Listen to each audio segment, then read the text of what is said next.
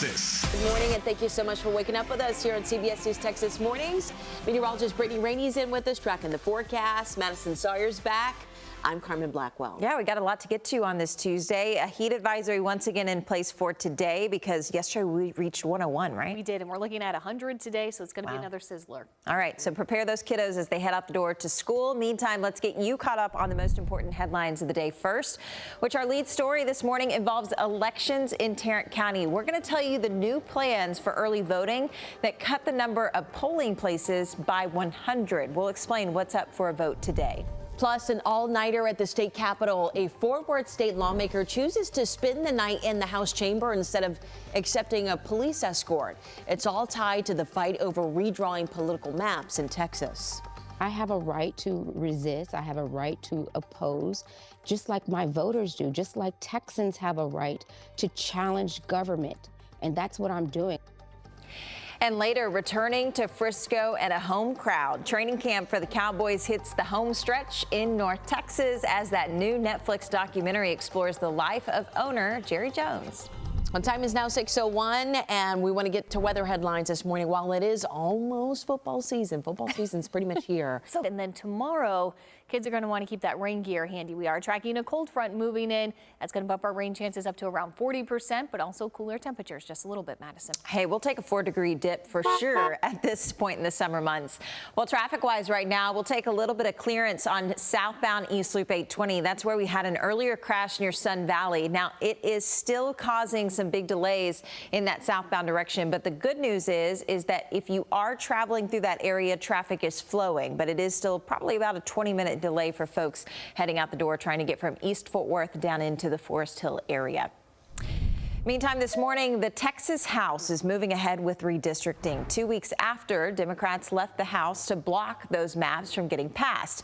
Now, those Democrats are back, and now they're being escorted by Texas DPS officers, all but one of them. New overnight, Ion Politics reporter Jack Fink speaking to the representative who spent all night in the Texas Capitol to send a message of her own. I'm right outside the House chamber, and that door is locked. And on the other side is Democratic State Representative Nicole Collier of Fort Worth. At the Texas Capitol, Jack Fink, CBS News, Texas. Now, CBS News Texas has reached out to the Texas DPS for comment, but so far we have not heard back. Well, this morning, the Tarrant County Commissioners Court is expected to vote on polling locations for the November special election. So they're looking at slashing the number of voting spots compared to the last two elections. And Trevor Sawhockey is live outside of the court this morning to break down those numbers. So, Trevor, what kind of a decrease are we talking about? And with the Cowboys back at home, they are inviting all of you out to training camp at the Star in Frisco. If you can't make it there, you can still watch all the action live from no matter where you're at. We're streaming Wednesday's practice from 6 to 8 p.m. You can find it on cbstexas.com or download our CBS News app to watch wherever you live. And by the way, there's so many Dallas Cowboys fans that don't necessarily live in DFW, so that CBS News app is a great place to send all those friends that live out of state because they can, too, also stream it. There's a lot of diehards out there behind the Cowboys. We love to see it as the official station of the Dallas Cowboys.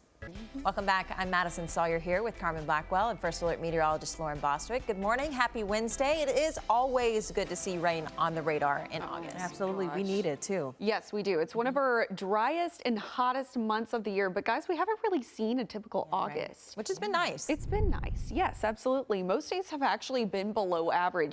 CBS News Texas is proud to be your official Cowboy station, and we are now just 15 days and counting before we actually get to see Brian Schottenheimer's starters play in a game. Well, opening night in Philly is 2 weeks from Thursday, but we did get to see some of the starters in practice Tuesday night at the Star in Frisco. We almost saw all of them, but this one particular person, Micah Parsons, is still at training camp as a hold-in.